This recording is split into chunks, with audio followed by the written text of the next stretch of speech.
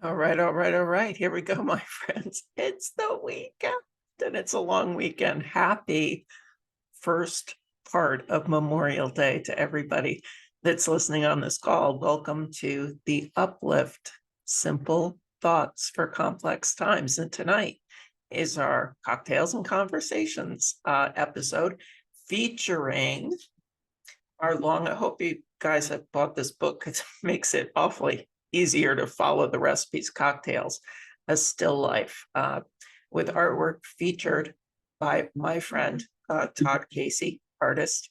Um, and tonight's voted drink, standard G&T. I asked you guys what speaks summer to you, real close with the Long Island iced tea, but gin and tonic did end up pushing like out more than a nose. It won by. And it was really interesting when I went to go make mine because I just wanted to read again. And this is what's really unique about this book is the storytelling behind these cocktails.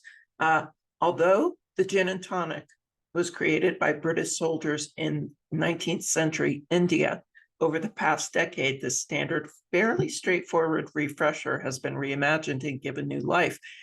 And then Christine goes to, is it Christine or Christina? It is Christine Sismondo, who was the co-author of this, said that was before gin bars became the exotic, sexy, and appealing thing that they are now. It kind of upgraded the drink to more than just your standard little tall glass. And she goes on to say, the elaborate creations are presented in oversized wine glasses and snifters, unlike the highball or rocks glasses we are so used to in the common standard gin and tonic. So, hey, I'm up for a challenge because remember the first episode we talked about spheres, ice spheres, treating yourself well, putting a common beverage, even if it doesn't contain alcohol, and something really special to treat yourself and elevate your experience of just sitting back and enjoying. Well, I got the biggest, baddest, oversized wine glass I could find because I wanted to partake in the way that they suggest. So, hold on a second. Now I just lost it. Oh my goodness. Let's just find it again because I want to do this correctly. Please enjoy the music while you hold. So we're doing a classic, which is 2 ounces of gin, circle the glass with a lime wedge. I also put in a dried orange peel just because she was talking about citrus and floral in the upscale bars. I wanted to try that. And you're putting in 2 ounces of gin over the ice that's already in there. Then you're adding the splash of tonic. Okay. So, ooh, gotta love a drink that sounds like that, right? Okay. So here we have our some gin, mostly tonic drink. Okay.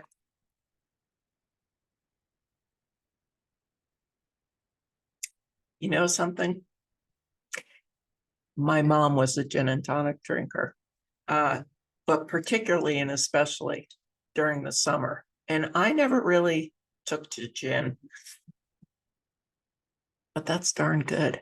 Now I can see why you all voted for it. And especially with the French 75 that we started out a couple episodes back, that's what really introduced me to bringing gin into the picture one more time. So remember, if you're imbibing in this cocktail during our conversation, you're not driving anywhere. That's what Uber is for, my friends. So off we go to what we're going to converse about this evening.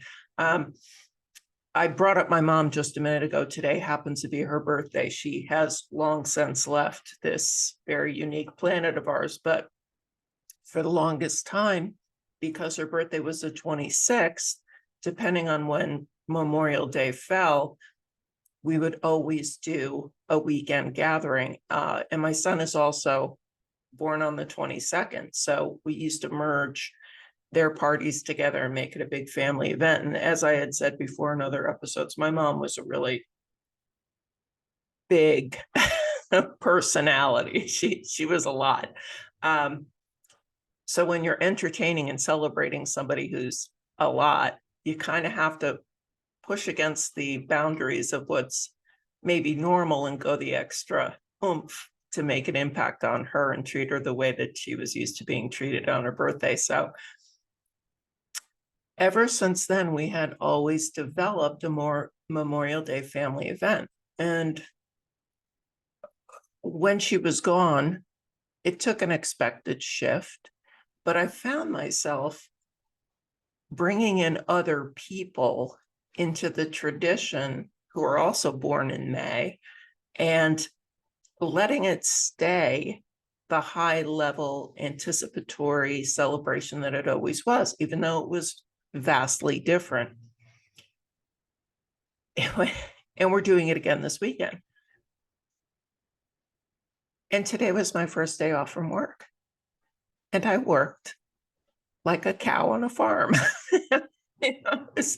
Spraying things and getting things ready and washing things down and rinsing out, buckets and buying stuff for the small children that will be joining us.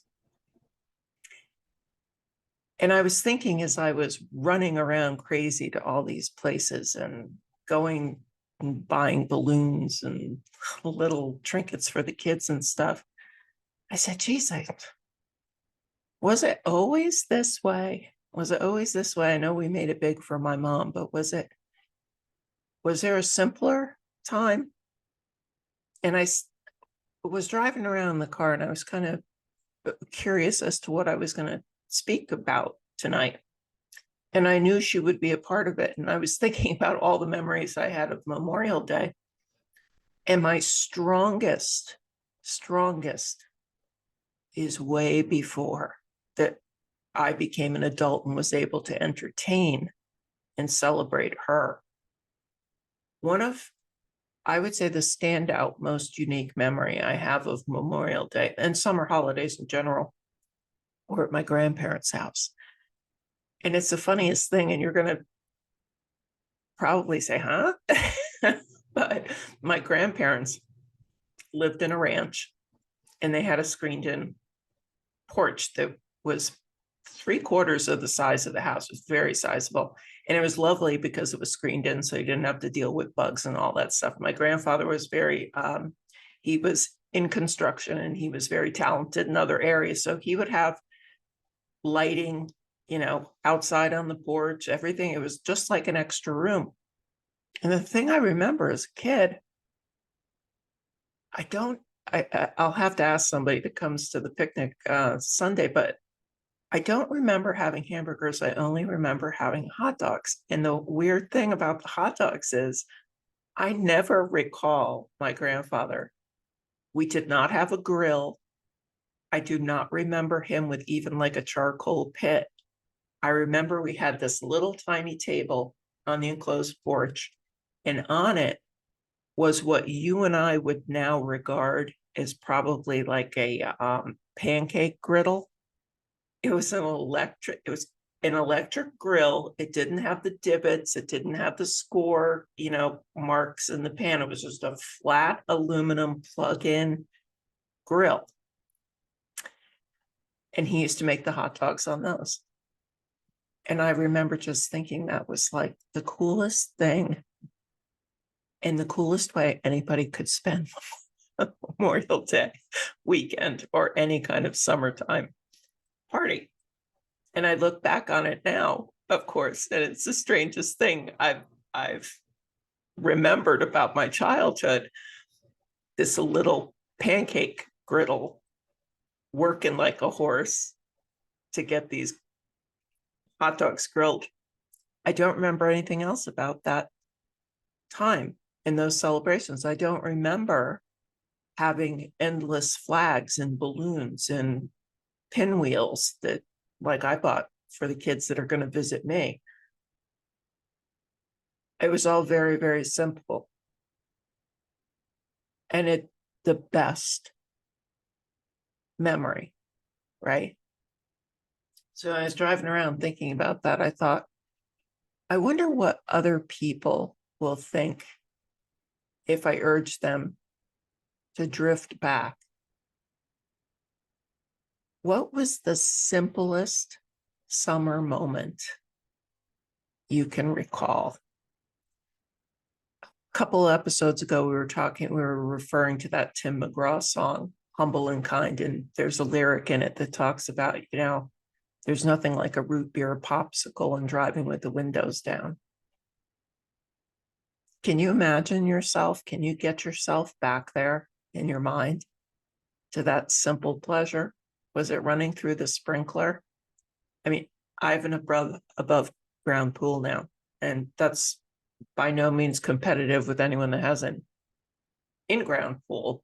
That's a whole heck of a lot of work. And my little thing keeps me and mine happy and cool all summer, but it's tremendous amount of work and expense to keep up. And sometimes a great pain in the ass. But some of the best memories I have, and some of the best memories that my cousins talk about, are the little baby pools that we used to have in the backyard, and sitting in the chair and simply having our feet in them. And that was like heaven, right? Running through the sprinkler, as I just said, was a big deal for me as a kid. Being able to get a popsicle and sit on the front cement steps. I remember the songs that I can attach to those memories. I remember the breezes and the smell of the air. Sometimes it was cut grass. What are yours? I'd like you to sit and ponder those moments and write down what some of them are in your notebook. Oh, there's that notebook. I never got that notebook. Get the notebook. Because this is a journey, right? This is a thought-provoking, positive reflection exercise, all these different episodes. I had some things that I wanted to talk about. I was with someone on Zoom last night who exercises meditation. And we were doing a Zoom class of hers. And she was, regulating everyone's breathing and bringing us down to a quiet space.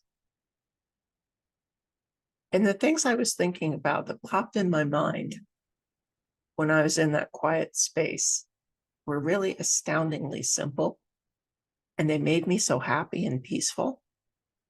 So what I want to challenge you to do this weekend is feel that. Go back in your memory. Think about the simplest summer you had. Was it digging an endless hole in the sand at the beach? Was it the smell of your skin when you got out of the salt water and were wrapped in a towel waiting to get warm in the sun? There's a lot that goes on Memorial Day weekend. And like I am doing right now as we speak, we're feeling the pressure from a lot of outside sources and influencers and media to make it big, to be memorable, to make it expensive, to be memorable. That metal grill and that hot dog was not expensive. And that's my standout. When I think of summer, I think of that, and I can smell it as I'm telling you that story. Okay. I can feel the breeze coming through the screened-in porch. I want you to notice those things this weekend. I want you to find a simple pleasure when you're sitting someplace and you say, even if it's for a second, oh my gosh, that's like a crystalline picture moment of what Krista was talking about. How simple and beautiful is that? How at peace am I looking at that? How much fun is in my heart looking at that? And take a picture of it. Take a picture and share it. Tell the story to someone else. Provoke this conversation at the Memorial Day gatherings that you're having this weekend. We're going to be surrounded by a lot of people who are probably going to spend most of the time on their phones, especially if they're young. I am making traditions for my family now and the younger people in my life because I want them to have this moment 40 years from now to say, I remember Auntie Krista's house on Memorial Day. We always used to go in the pool and she always used to have balloons with smiley faces on them. That's going to be my memory.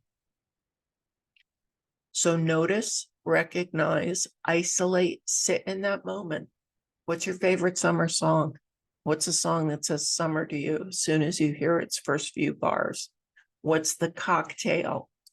Whether it's a blue slushy, a Dairy Queen ice cream, a gin and tonic, or any other beverage of your choice, that simple popsicle, that simple smell of your skin when you get in the car after you leave the beach. I want you to recognize those this weekend. I want you to, here's my list. Praise peace on this weekend. Sit in the hush of the simple. Honor the fallen. And remember those you may have lost. Okay. Thank you for coming on the ride. Please stay for the journey. I won't be crying then. Have a happy, safe Memorial Day. Until I see you next time.